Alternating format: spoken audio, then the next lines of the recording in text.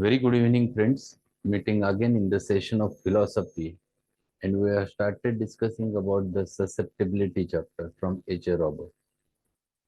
The susceptibility is a very important aspect to be understood because whole concept revolves around the dynamics. Basically, whenever you have to select the potency and whenever you have to think about the repetition, you have to consider the susceptibility of the human.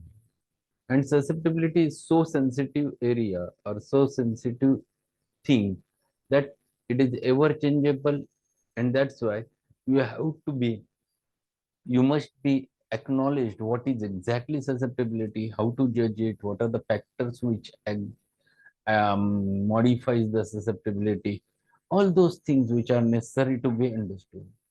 Most important thing which he explained, that he started chapter by explaining that susceptibility lies in plants, susceptibility lies in animals, but most sensitive is the human being.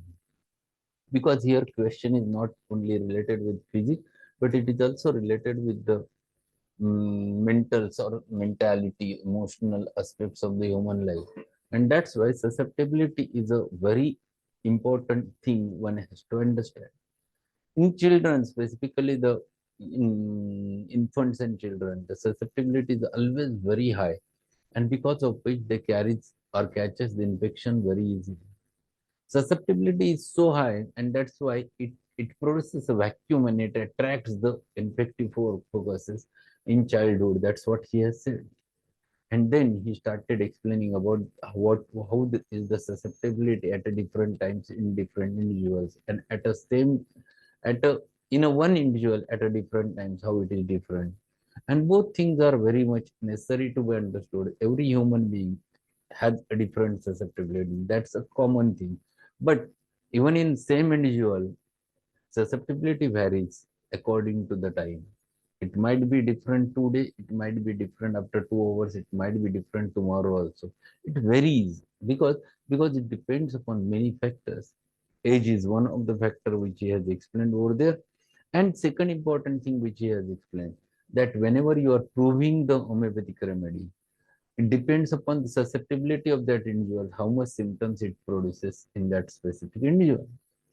Uh, Second important thing, in the state of health, the susceptibility is generally normal, and that's why there you never get the whole picture of the patient, picture of the remedy in the patients while proving.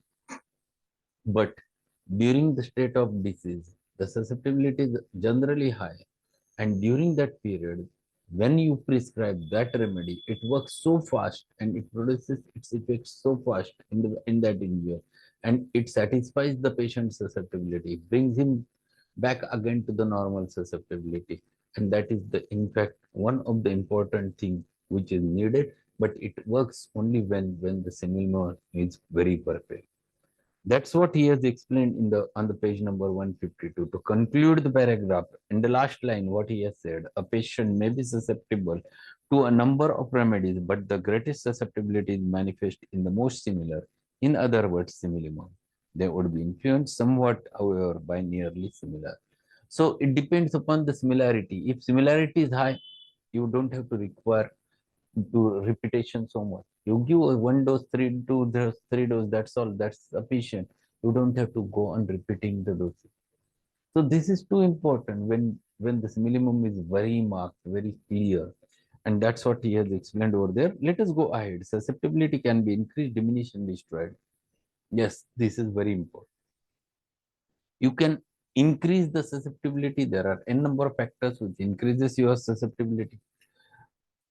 Anything which excites the human being always increases the susceptibility, and exactly opposite is there. Immunosuppressive therapy generally decreases the susceptibility. The person becomes less susceptible when immunosuppression happens to be there. So it can be increased, it can be decreased, or it can be destroyed also. Susceptibility can be destroyed means you lead towards the death, and this can happen with many things, basically with the drug reaction. It therefore becomes state of lowered resistance or attraction. Dr. J. Garth Wilkinson, in epidemic, man and his visitations, says one man catches scarlet fever from another man, but catches it because he is vis minor to the disease, which is to him alone is vis major. His neighbor does not catch it. His strength passes it by as no concern of his. It is the first man's first foible that is the prime reason of his taking the complaint. Is the vacuum for its pressure. The cause may why he is succumbed was in him long before the infector appeared. Susceptibility to a disease is sure in individual and is raised to become that disease in the time. So basically, one thing which he explains over there that how the susceptibility plays the role in catching the acute infections. If some epidemic is going on and if you are there, if you are in state of health and your susceptibility is normal, generally, even though you work for others, you never catches that. But one of the person who is very susceptible, highly susceptible, produces vacuum and catches that infection very easily from the from that individual and develops same types of disease. So ultimately, it is not just an infective agent which is necessary to produce a disease, it is the altered susceptibility which is necessary to produce the disease. So we have to understand the concept very clearly. So typhoid is not caused only because of Salmonella typhi. Unless and until you are susceptible to Salmonella typhi, you will never going to get a typhoid. Same is true for malaria. Same is true for the every communicable disease or acute disease. So susceptibility is the basic, altered susceptibility is the basic reason behind the disease. Susceptibility in organism, mental or bodily, is equivalent to the state. State involves the attitude of organization to internal causes and to external circumstances. It is all the resource of the defense or the way of yielding. The taking on of the states is the history. The taking on of states is the history of human life. In health, we live and act and resist without knowing it. In disease, we live but suffer and know ourselves is unconscious and or unconscious exaggeration. So he is explaining how this susceptibility expresses. Generally, in the state of health, our susceptibility, we are not aware regarding the many things. We are not aware about the bodily elements. We are not aware that we have the head, we have the heart, we have the kidneys, we have because susceptibility is normal. You are not reacting to the situation. Everything is going on unconsciously because you are not conscious about the thing. But once the susceptibility gets altered and it goes into disease state, generally one gets affected, and then you start getting the symptom.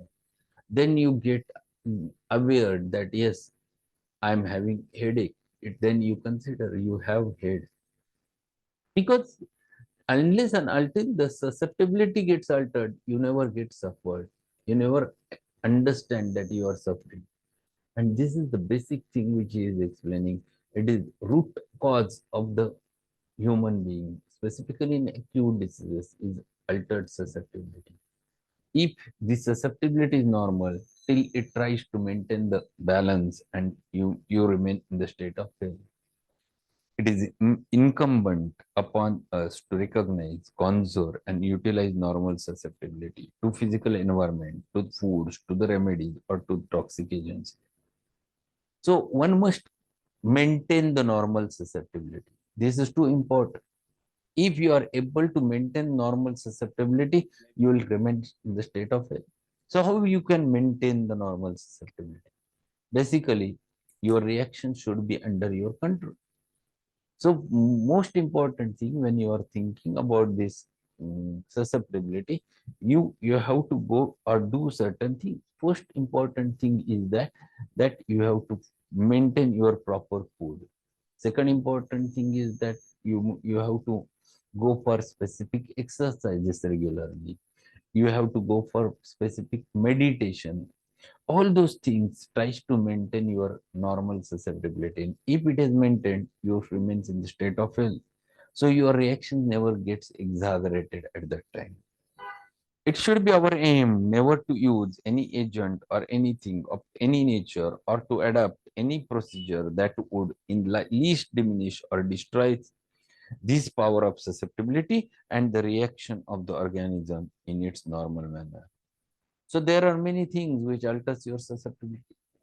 There are people you see who smokes, who uses the or who chews the tobacco, those who used to apply mysteries. There are some drug addicts. Because of certain substances, you are altering your state of health as well as the state of susceptibility. It goes from normal to abnormal. And once this happens, then you always produces a disease. You are succumb to the disease. Upon this normal susceptibility and reaction depends the status of our health. So this is a very important sentence. If your susceptibility is normal, your state of health is normal. This is very important thing which he is trying to impose on your mind. To do anything, to diminish or destroy the normal reactions is not the province of physician.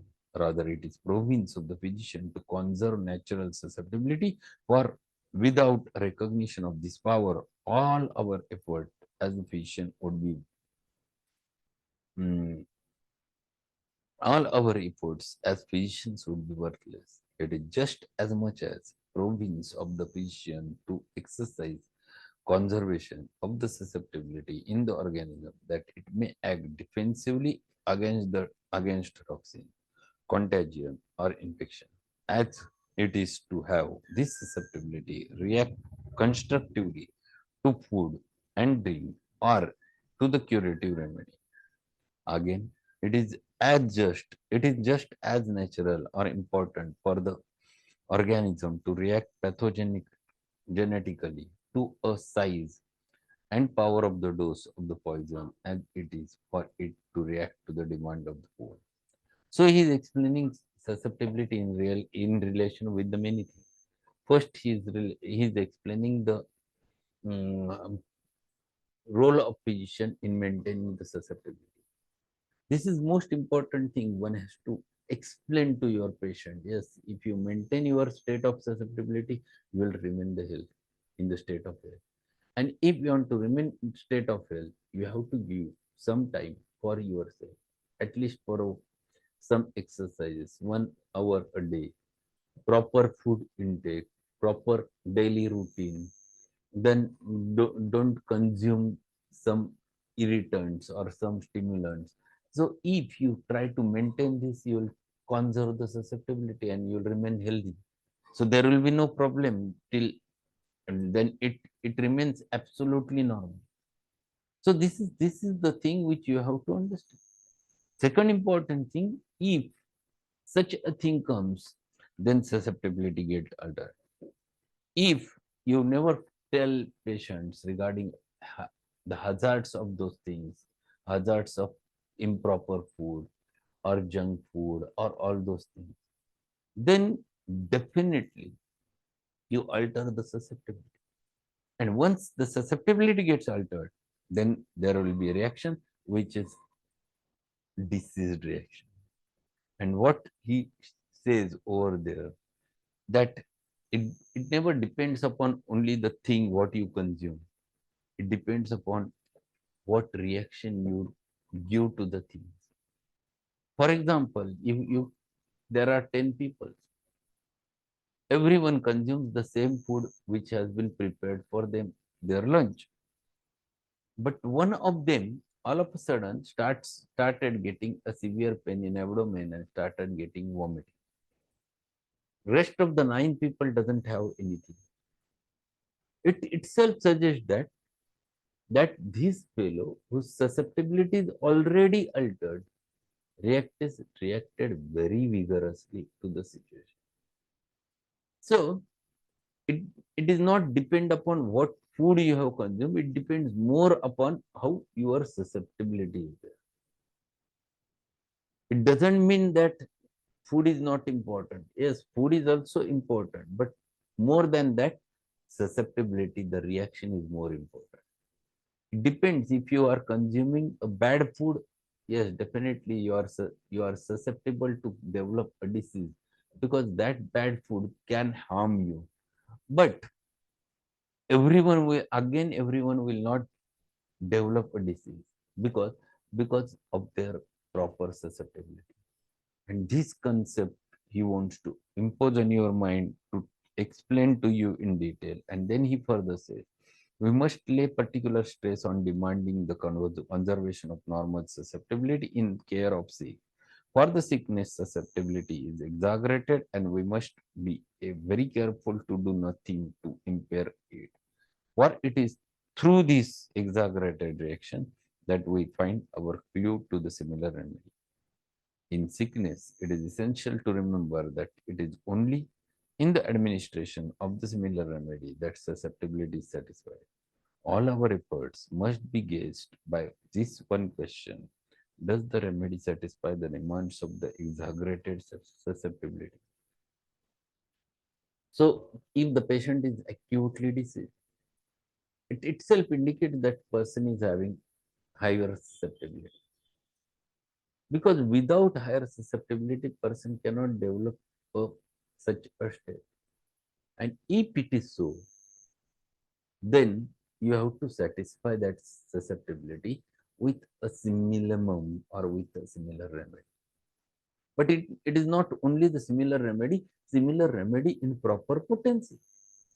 So question is higher the susceptibility, higher should be the potency, but less repetition.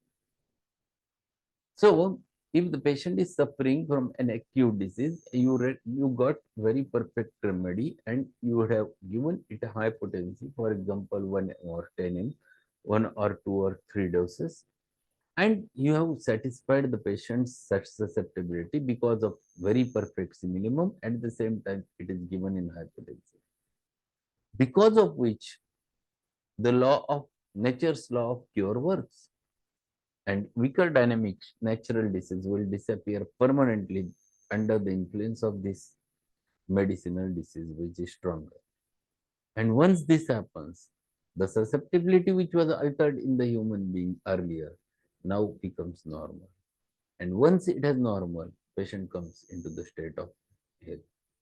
See how clear he is in his perception about the susceptibility, and that's what he is explaining. And he asked last question: does the remedy satisfy the demands of this exaggerated susceptibility?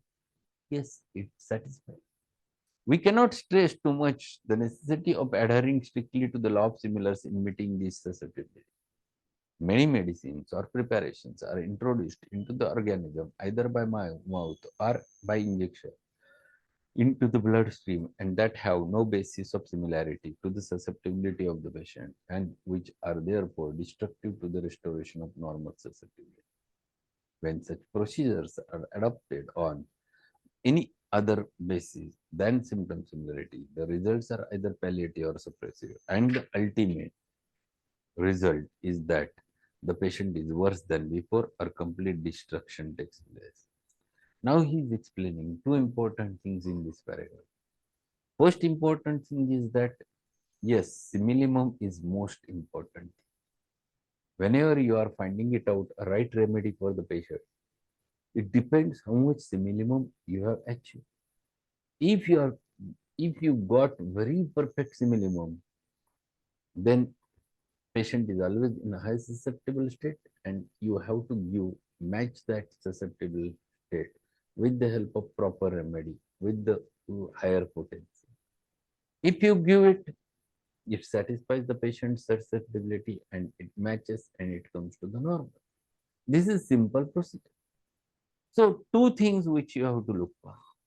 The first thing is that your remedy should be very perfect minimum, and second important criteria is there that it is the proper potency. Because many things, many times we never learn all those things in our practice, even in colleges. I have seen that people never knows exactly the relationship of susceptibility and potency, and that's why they creates a problem in the practice. For example, if a patient who comes to you with a severe maxillary and frontal sinusitis, with a severe heaviness in the head, he cannot look down, and is centered, more headache is centered on the glabella, and the maxillary sinuses are full of phlegm, but it is not coming out. He comes from the allopath who has prescribed him all medicine, never worked, and he took the X-ray, the PNS view, and but it never showed. It shows the lot of swelling over there, etc. But medicines were not working, and you reach to the Kalivicromicum. And if you have given Kalivicromicum to the patient, question arises in what potency you are going to give it. So what do you think? Which potency is needed? If remedy is very perfect, what potency you are going to prescribe? Any idea?